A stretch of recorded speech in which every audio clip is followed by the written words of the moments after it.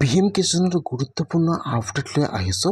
যিসকলে PM কিষাণৰ beneficiary হয়, নিশ্চয় আপোনালোকে সকলোৱে জানে বৰ্তমান PM কিষাণৰ পইচা পাবলৈ হ'লে কিন্তু PM কিষাণৰ EKYC সম্পূৰ্ণ কৰিব লাগিব। যিসকলে PM কিষাণৰ 22 নম্বৰ কিস্তি লাভ কৰিছে, যিহেতু এই মাহত PM কিষাণৰ 23 নম্বৰ কিস্তি সোমাই যাব, সেইকাৰণে কিন্তু আপোনালোকে সকলে PM কিষাণৰ বেনিফিচিয়াৰী কিন্তু EKYC কৰিব লাগিব। এতিয়া কিন্তু আপোনালোকে আৰু PM কিষাণৰ EKYC কৰিবলৈ হ'লে আপোনালোকে আৰু কোনো চেণ্টাৰত যাব নালাগে। এতিয়া কিন্তু আপোনালোকে আপোনাৰ নিজৰ মোবাইলৰ পৰা ঘৰত বহি আপোনালোকে PM কিষাণৰ EKYC ভেৰিফাই কৰিব বা সম্পূৰ্ণ কৰিব পাৰিব।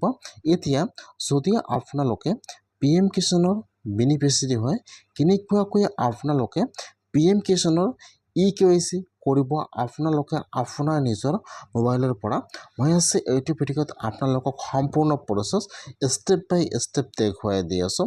যদি আপোনালোকে PM কিষাণৰ বেনিফিচিয়াৰী হয় আৰু আপোনালোকে PM কিষাণৰ 22 নম্বৰ কিস্তি লাভ কৰিছে, তেনেহ'লে আপোনালোকে আজিয়ে PM কিষাণৰ EKYCটো কৰি ৰাখক, নহ'লে কিন্তু আপোনালোকে PM কিষাণৰ 23 নম্বৰ কিস্তি লাভ নকৰিব। কেনেকুৱাকৈ আপোনালোকে PM কিষাণৰ EKYC কৰিব সম্পূৰ্ণ প্ৰচেছ দেখুৱাই দি আছোঁ, চাই ল'ব। আৰু যদি আপোনালোকে মোৰ চেনেলত নিউ হয়, মোৰ চেনেলটো ছাবস্ক্ৰাইব কৰি ৰাখি দিব। এতিয়া আপোনালোকে PM কিষাণৰ EKYC কৰিবলৈ হ'লে আপোনালোকে ফাৰ্ষ্ট আপোনালোকৰ প্লে ষ্ট'ৰত আহি যাব। আপোনালোকে ইয়াত PM কিষাণ লিখি চাৰ্চ কৰি দিব। এতিয়া কিন্তু আপোনালোকৰ ওচৰত এইটো এপ অপেন হৈ যাব। এনেকুৱাকৈ ইয়াত চাব দিয়া আছে PM কিষাণ গোল্ড। এতিয়া আপোনালোকে ফাৰ্ষ্ট PM কিষাণৰ এইটো এপ ডাউনলোড কৰি ইনষ্টল কৰি লৈ ল'ব। আপোনালোকে ভালকৈ চাই ল'ব। মই কিন্তু আপোনাৰ সুবিধাৰ কাৰণে এপৰ লিংকটো মোৰ ডিছক্ৰিপশ্যনত দি দিছোঁ। আপোনালোকে ফাৰ্ষ্ট এইটো এপ ডাউনলোড কৰি লৈ ল'ব, PM কিষাণ গোল্ড। তাৰপিছত কিন্তু আপোনালোকে ইয়াৰ পৰা আৰু এটা এপ ডাউনলোড কৰিব লাগিব, যিহেতু আপোনালোকৰ ফেচ দি EKYCটো ভেৰিফাই কৰিব লাগিব। সেইকাৰণে আপোনালোকে ইয়াত আধাৰ কাৰ্ড লিখি চাৰ্চ কৰি দিব। ইয়াত যিটো আধাৰ ফেচ ID আছে, আপোনালোকে ফাৰ্ষ্ট এইটো এপ ডাউনলোড কৰি ইনষ্টল কৰি লৈ ল'ব। আধাৰ ফেচ ID আৰু ইয়াত যিটো PM কিষাণৰ এপটো আছে, আপোনালোকে সেইটো এপ ডাউনলোড কৰিব, যিহেতু আপোনালোকে আধাৰ কাৰ্ড দি আপোনালোকৰ ফেচটো ভেৰিফাই কৰিব লাগিব। সেইকাৰণে আপোনালোকে ইয়াত এই দুটা এপ ডাউনলোড কৰি লৈ ল'ব। PM কিষাণ গোল্ড আৰু আধাৰ ফেচ IDটো আপোনালোকে ইয়াত ডাউনলোড কৰি ইনষ্টল কৰি এপটো এতিয়া আপোনালোকে অপেন কৰিব। এতিয়া কিন্তু আপোনালোকৰ ওচৰত PM কিষাণৰ এপটো অপেন হৈ যাব এনেকুৱাকৈ। এতিয়া আপোনালোকে ইয়াত চাব, ইয়াত যিটো নেক্সট অপশ্যন দিয়া থাকিব, এতিয়া আপোনালোকে নেক্সটত ক্লিক কৰিব। ইয়াত চাব দিয়া আছে PM কিষাণ সামান নন্দী। এতিয়া আপোনালোকে নেক্সটত ক্লিক কৰিব। এতিয়া এইটো পেজ অপেন হৈ যাব। আপোনালোকে ফাৰ্ষ্ট ইয়াত লেংগুৱেজটো চিলেক্ট কৰি লৈ ল'ব, ইংলিছ এণ্ড হিন্দী। মই চিলেক্ট কৰিছোঁ ইয়াত ইংলিছ। এতিয়া আপোনালোকে 4 নম্বৰত ক্লিক কৰিব। তাৰপিছত আপোনালোকে অ'কে ক্লিক কৰিব। এতিয়া কিন্তু আপোনালোকৰ ওচৰত এইটো পেজ অপেন হৈ যাব। এতিয়া ইয়াত চাব দিয়া থাকিব লগইন। আপোনালোকে এতিয়া লগইনত ক্লিক কৰিব। ইয়াত দুটা অপশ্যন দিয়া থাকিব, update mobile number and login.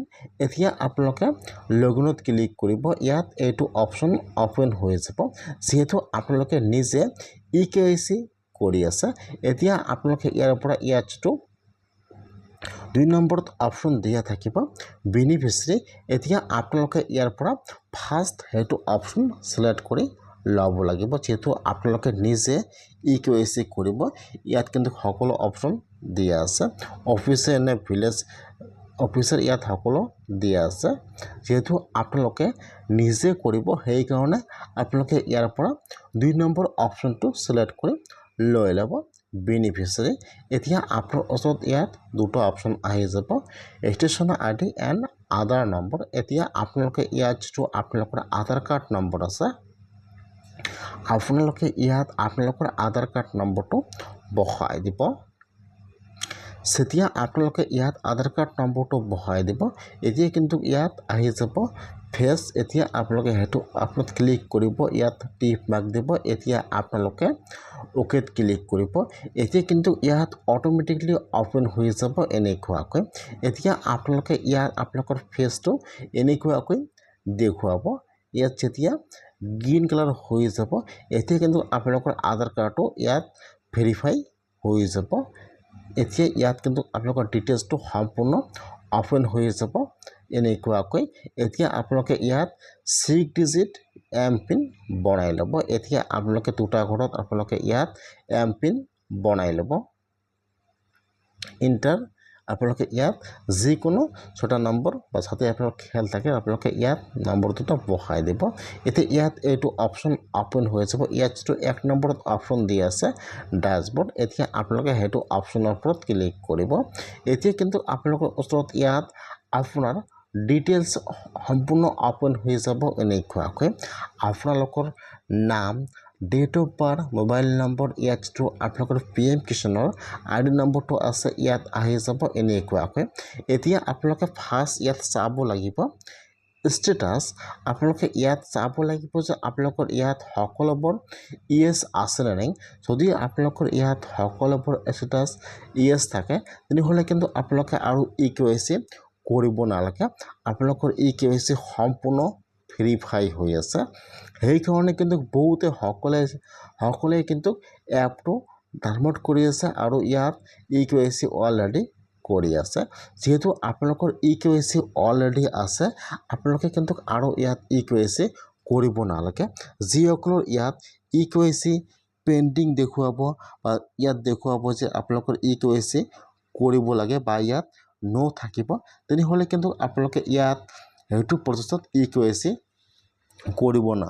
কৰিব লাগিব যেহেতু ইয়াত সকলো ইয়েছ আছে তেনেহ'লে কিন্তু আপোনালোকে আৰু EKYC কৰিব নালাগে যদি আপোনালোকৰ ইয়াত নো থাকে অথবা আপোনালোকৰ ইয়াত পেন্ডিং হৈ আছে তেনেহ'লে কিন্তু আপোনালোকে ইয়াত EKYC ক্লিক কৰি আপোনালোকে ইয়াৰ পৰা EKYC কৰিব পাৰিব আৰু যদি ইয়াত সকলো ইয়েছ হৈ আছে তেনেহ'লে আপোনালোকে EKYC নকৰিব আপোনালোকৰ ইয়াত মাটিৰ ডকুমেণ্ট বিচাৰিব বা ইয়াত সকলো প্ৰচেছ বিচাৰিব সেইকাৰণে যদি আপোনালোকে PM কিষাণৰ বেনিফিচিয়াৰী হয় আৰু আপোনালোকে PM কিষাণৰ 22 নম্বৰ কিস্তি লাভ কৰিছে তেনেহ'লে আপোনালোকে ফাৰ্ষ্ট এইটো এপ ডাউনলোড কৰিব আপোনালোকে EKYC ক্লিক কৰিব আপোনালোকে ইয়াত প্ৰচেছটো ফাৰ্ষ্ট এবাৰ চাই ল'ব যে আপোনালোকৰ সকলোবোৰ প্ৰচেছ ইয়েছ আছে নে পেন্ডিং হৈ আছে যদি ইয়াত নো অথবা পেন্ডিং হৈছে তেনেহ'লে আপোনালোকে ইয়াৰ পৰা EKYC